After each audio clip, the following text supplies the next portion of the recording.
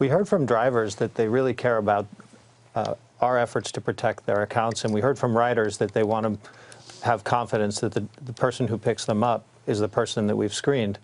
So what we've done is we've built a technology feature so that when a driver comes online, they're asked to take a selfie. We then use Microsoft's technology to compare that selfie to the profile photo we have on file, and that helps us bring an extra level of confidence to the security of the account and the security of the ride. Andrew, why don't you explain how the technology itself works? Is this just facial recognition software or something to ensure that it's the same person? Yeah, exactly. So Microsoft launched these services about 18 months ago to let lots of different application developers around the world really be able to make their applications very natural and easy to use. And these services include things that let you do speech or natural language or image search or other pieces. And in this case, we're leveraging a lot of the stuff that's gone on in Microsoft Research and in the Bing technology stack that lets you do simple comparisons of two facial images. Joe, let me ask you two questions, if I might. Number one, I assume you're doing this to address either a real or a perceived problem. Question one is, were you finding that sometimes people were getting picked up by folks who were not certified or credentialed by your operation? And was it a problem, in other words, that the guy who I thought was driving the car wasn't the guy? And number two, do you use fingerprint and fingerprint security and run fingerprints through a database? And if not, why not? So to answer your first question, our goal here was to kind of address a low frequency but high severity issue.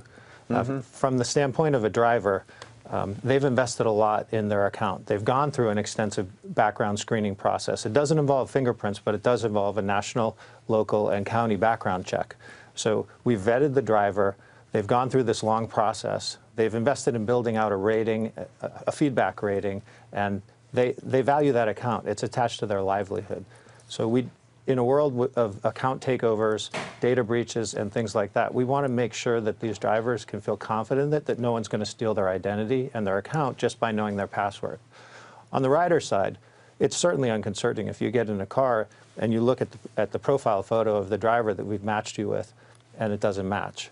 It happens very rarely, and it's typically not for a malicious purpose, but we don't want it to ever happen. In other words, the driver may have his brother sub for him, or something more nefarious than that.